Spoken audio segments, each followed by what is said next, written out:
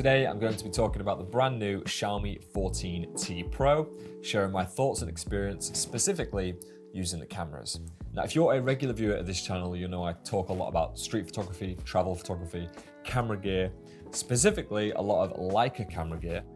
And these lenses are co-engineered with Leica. They actually feature Summilux lenses. So that certainly sparked my interest, and we'll talk more about that later on. So after a few weeks of using the phone from a photographer's perspective, let's dive into the details and find out more. But I think the most important thing to do right now is to jump straight into some photography and actually show you something I don't normally do.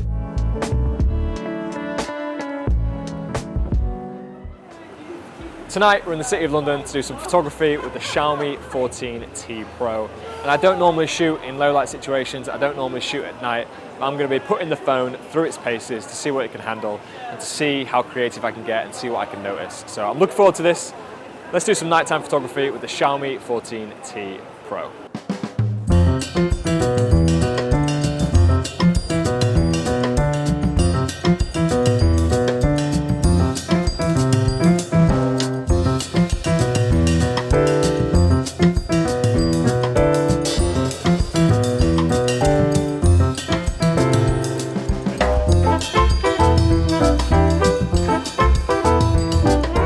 Reminds me of like a Fred Herzog scene where there's like loads of signs and lights, and obviously nowhere near as good as Fred Herzog, but that's my inspiration.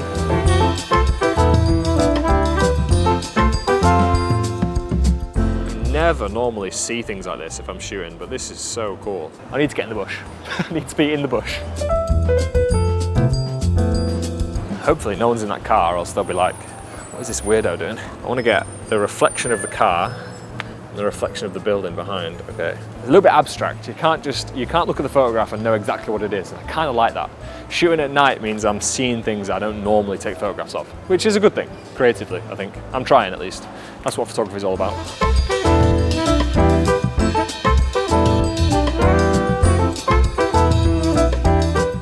So I'm finding myself using the Pro mode on the camera to get specific with the type of shots I want. Because I'm exposing for little reflections here and there and odd bits of light and pockets of this, I can't just expose for the whole scene. I'm adjusting the shutter speed, adjusting the ISO, actually adjusting the white balance as well, and all of that is so easy to customize and change on the fly. And I think to get specific with the shots that I want and the things I'm seeing, translating onto the camera, it's really easy to use. So I'm impressed with that. I'm able to get specific with the type of shots instead of just, point and shoot and it looks quite generic.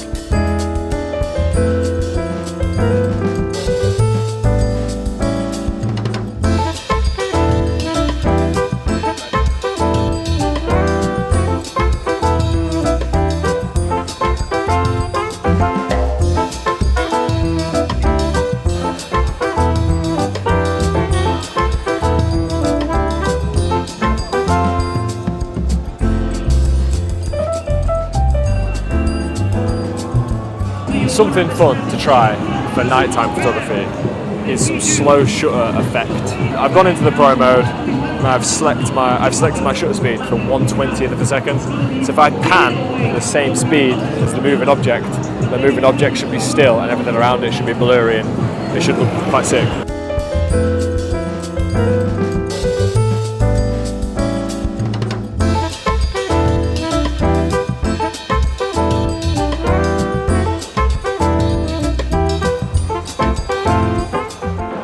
So this is not usually my style, but it's fun.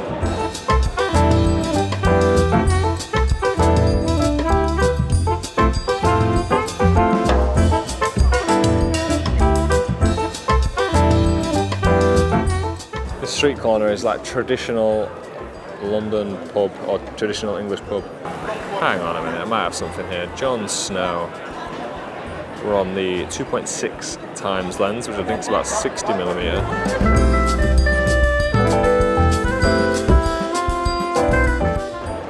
Not too shabby. I might be getting the hang of this.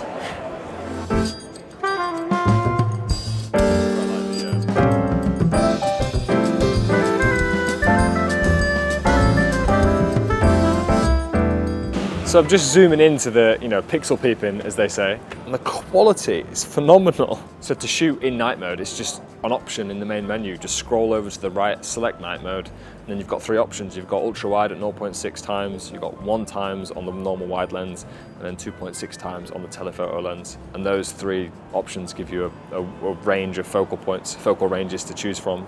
Lovely. Night photography has never been easier. It's so nice, just like that shot there, straight out of the phone. The colours are lovely.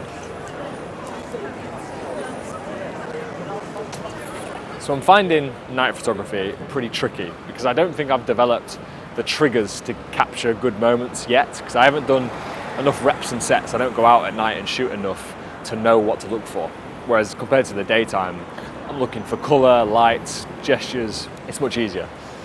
But using the phone, it is easier to point it at things and try and figure out what looks good, because it's so easy to use, it's so easy to navigate. The night mode looks great. The complication of camera settings is kind of put to one side because using the phone is so easy. If I was actually to try and use my Leica for night photography, I might have to play around a little bit differently, and I would be using the camera different to how I do in the daytime. But I think using the phone has made this much more straightforward. It's still difficult, but I'm enjoying using the phone. It's quite simple. I hope you enjoyed that nighttime photography session in London. Like I said in that clip, I just don't normally do nighttime photography stuff. But given how fun it was using the phone and the fact that it was challenging, I'm thinking that maybe I should try and do more of that. Maybe it was because I was using the phone for photography and I normally use a camera, or maybe it's because I was shooting at night and I normally shoot in the day, but I'm thinking it's probably a mix of both. I think I'll try and do more of that, so yeah, keep an eye out. A few months back, I tested and reviewed the Xiaomi 14 Ultra, which is their flagship phone, and it is priced at £1,299. And this Xiaomi 14t Pro is being released as a more affordable option at around half the price of the 14 Ultra. But that doesn't mean it's half as good. This still packs a punch and has some very impressive specs. So let's talk about it. As I've said before on this channel, whatever you buy new, whether that be a camera or a phone, it will deliver you good results. The image quality will be great. I can obviously say that about this phone specifically. But what the conversation I think needs to be about is how fun it is to use the technology. Are you likely to pick it up? Do you want to actually go out and take photographs? Whether it's a phone or a camera, pickup ability is the most important thing. If you buy anything that's new right now, it's going to be good, of course, but it will behave differently, and that will change how you behave when using the product. So always keep that in mind. I can say a range of things and read off a spec sheet in this video, but how the phone and how the camera fits into your workflow is the most important thing. But I will say straight off the bat, I've loved using this phone. It's very intuitive and very easy to use. And I think that matters a lot. So first impressions from me, this was wonderful to work with, from the design and UI to accessing different features to speed and performance of using the cameras themselves. I want to quickly touch on battery life real quick. I don't have the perfect specific measurements, spreadsheet analysis of hour by hour as I was using the phone. But what I can tell you is I did that nighttime photography session in London using the cameras non-stop. We were out for 4 hours, I think. I was on 100% at the start of the evening and I went home on about 80%. So this was great. At no point was I worried about battery life. So yeah, very impressive. Let's dive into the cameras specifically now. This phone features 3 main lenses on the back. You have a main wide lens at 50 megapixels shooting at 23 millimeters, a telephoto lens at 50 megapixels shooting at 60 millimeters, and an ultra wide lens shooting at 12 megapixels at around 15 millimeters. And the main wide lens specifically is a Summilux lens, meaning you have the confidence in knowing this is some of the best optical performance you can get from such a small system. The main wide lens has the largest aperture at f1.6, then the telephoto at f1.9, and then the ultra wide at f2. In layman's terms, the lower the aperture number, the more light can access the sensor, and that is what helps with that great performance in low light situations. Interestingly, I did find myself using the telephoto lens the most, and I don't know if that's because I was using a phone, so I'm thinking about things differently, or because I was shooting at night, like I said earlier, so I'm seeing things a little bit differently, but the telephoto lens I thought worked wonderfully.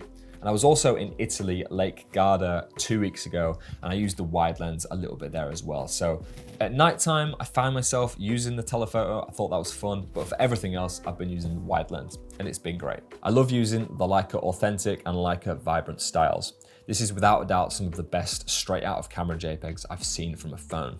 I haven't done any post-processing and editing on the photos you've seen in this video, and I think the colors, saturation, and tones look really nice. I mentioned this when shooting at night, but using the Pro mode and being able to use custom settings is so handy, especially in cases where I wanted to create some slow shutter effect photographs. Just like I would adjust and tweak my settings on a camera, I really liked having the freedom to do that on the phone as well. Overall, I've had a blast using this phone over the last couple of weeks, and just like when I reviewed the Xiaomi 14 Ultra a few months back, these phones are really bridging the gap between cameras and mobile devices, especially when you throw in there the Leica Summilux lenses, the Leica Vibrant, Leica Authentic styles, being able to manually adjust your settings on the fly. It's really been a joy to use this, so thank you Xiaomi for sponsoring this video and sending this phone across, and I'll leave the rest of the information about this in the description. Check it out, and I'll see you guys very soon. Peace.